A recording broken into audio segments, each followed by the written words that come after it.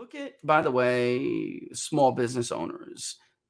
Only out of all the people we spoke to, 1,102 are in this subsample because that's who told us they were employed. Mhm. That's it. That's horrible. But the household survey for the Bureau of Labor Statistics does things a little different. They come up with their unemployment rate a lot different than just simply asking people who's employed and then looking at that level. Which, by the way, employment overall was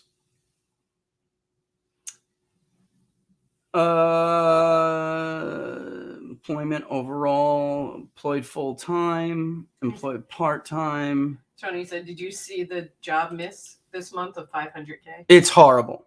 It's Horrible. But you know what? It doesn't surprise me because of what I see here, which is last month it was like 54. Now it's 51. There's methodological gimmicks that are played with the household survey. And it's sad because under Donald Trump, we saw the employment rate fall, but the employment population ratio and the labor force participation rate both increase as employment was still declining. And that is a sign that you have a truly strong labor market. Under Obama and now Biden, when the labor force participation fell and the employment population ratio fell, then it led to lower employment. You are not seeing this infusion of people rising to like that critical threshold on the labor force participation rate is 63%. We hadn't hit that post Great Recession until Donald Trump was president. And maintained it. We could be north of 64 right now. It's very disappointing. Very disappointing. It just is, frankly. All right, so terrible. 864 told us they were employed full-time.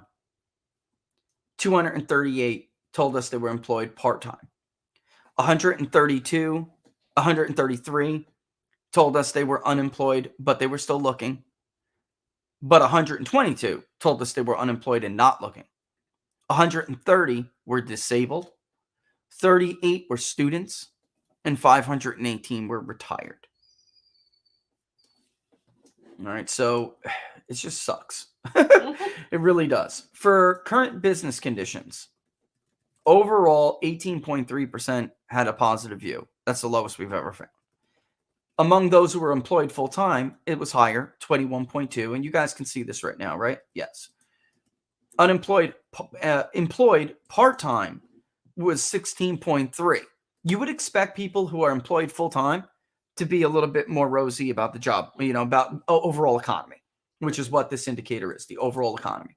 Employed part-time is 16.3. Employed but looking, so these are the people who are suffering the most. They don't have a job, but they're looking. And they only have only 13.1% told us they have a positive view. Even those who are part-time employed, they don't want to be part-time employed, a lot of these people. Only 16.3% had a positive view of the overall economy. Unemployed, not looking, they quit. 11%. They just quit. They're either getting unemployment benefits that they're trying to exhaust, or they quit looking. These are like people who quit on the American dream. There's just no way to put it. There's no other way to put it. 12.5% for disabled, which, students have no good prospects on the economy. They feel when they get out of being a student, it's going to be bad. And not just when they get out, right now. If they were to leave school right now, they have a very pessimistic view about the economy. Those who are retired are closer to employed full-time because, of course, they're retired. And of course, this is actually down, though. The retired number, I think it was in the 35 in the first survey. So it's come down quite a bit. Now, if we look at just the jobs market, if you're employed full-time, you have a rosier view. If you're employed part-time, you do not. 20%. Overall, it's 23.8. If you're unemployed but you're looking, you only 15.7% of you have a positive view of the labor market. If you're unemployed not looking, sad category, 14.3.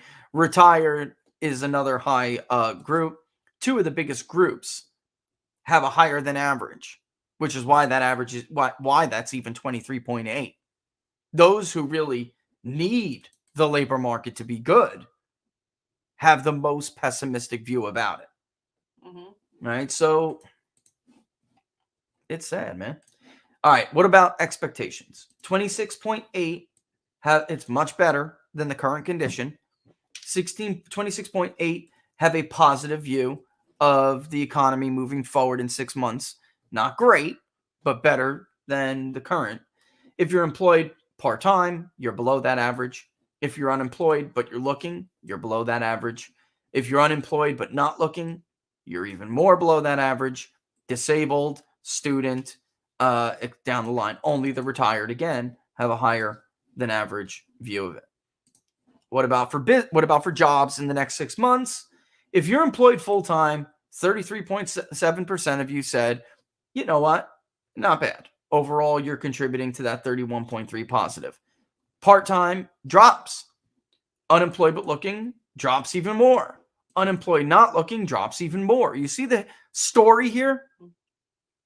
Again, if you are okay, if you have a job, I mean, you're still not viewing these conditions good, but you're still significantly better than those who are less fortunate.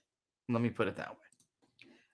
Go ahead. You got something before I go for total family income? So, if I'm a college student working part-time, which does he prefer to select, student or working part-time? You know what? That's different. People, most of them will say part-time. Mm-hmm. Yeah, because we only want students who are just students, and you have to do that because speaking of Quinnipiac, they got into a pretty sticky situation trying to wait for working class because students were being included in their working class number. So it didn't look like his margin was as big as it was in Ohio. That, their Ohio numbers were off by 11, 12% points. And it was a bad miss. Or no, 14. Excuse me. Sorry. They had Biden +4 in their final. So what they were doing was essentially packing students into that working class number. We just want students who are students to tell us you're students. If you're part-time and you're out of school, then pick part-time. If you're part-time and you're in school, we want them to pick part-time. All right. Moving on here, but that was a good question. Yeah. Total family income, 24.3%, better than some of the others. Positive rating than some of the other indicators got, but still not good compared to our overall trend. Employed, working full-time, 29.3%. So they're a little bit better. Employed working part-time, worse. Employed looking, significantly worse. Employed not looking, significantly worse. The retirees are lower than the national average on this particular indicator. So what retirees are telling us is that 6 months from now, inflation is going to hurt their fixed income. These are people who live on a fixed income. Many of them, most of them. They don't have these assets that they could tap into. They have their Social Security check. Maybe they have a pension. Maybe they're drawing off of an annuity or a combination of these things. But that's it. But that's it. What they got is what they got. And only 24%, less than 24%, are positive, have a positive view about how it's going to be 6 months from now. Look at the negative number with retirees. 43.2%. Almost with people who are employed part-time and more than people who are employed but unemployed but looking. More than people who do not have a job but are looking.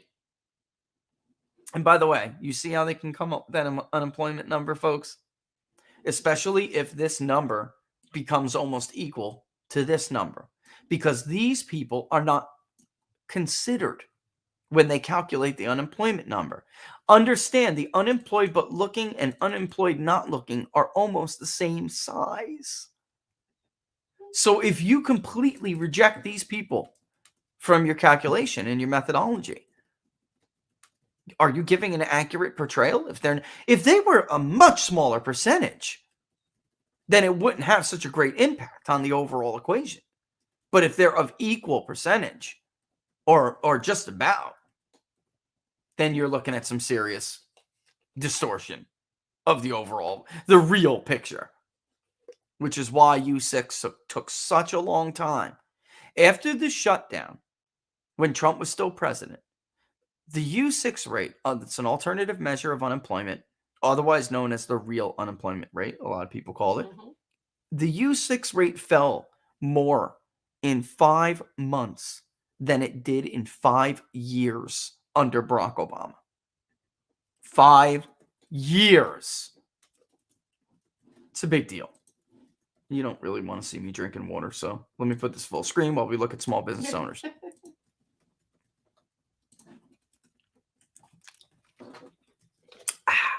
You may notice small business owners have a much better outlook, still not great, but much better outlook than workers. If they're employed either full-time or part-time, they get this question because you know what? Small business owners can be part-time. It's not just full. Now, I don't know many small business owners who are really trying to grow their business who work part-time. We damn sure don't, right, Laura? Mm-hmm. But they're out there. You know, I got a neighbor who bakes cakes. I got 2 neighbors who bake cakes. Yeah. You know, and sometimes, you know, they are more like part-time, at least one of them, than full-time. In any event, it's still appropriate for us, and my point being that it's appropriate for us to ask this. 27.4% of the overall working population had a positive view of total, or you know, a positive view of how their income would be 6 months from now, how it would hold up. And if you go to today, general business conditions for them, it's still much worse. 20% positive. Why? Because small business owners were 26.1% positive, but people who are workers, 17.8. So the little guy is the one getting hammered. Mm-hmm. Why am I going over this when it can actually run the risk of being rather boring? To show you how much badly it is for the little guy right now than it was a year ago. To explain, too, why Donald Trump is winning 61% of the working class vote. Well, this is also very telling. You need to know the future of what's coming. What's coming? Yeah. And if you don't know this granular data, you don't get to prepare yourself. So in essence, we're preparing you. And that's what we're doing. Yes, data sometimes is not so much fun to explain. Yeah.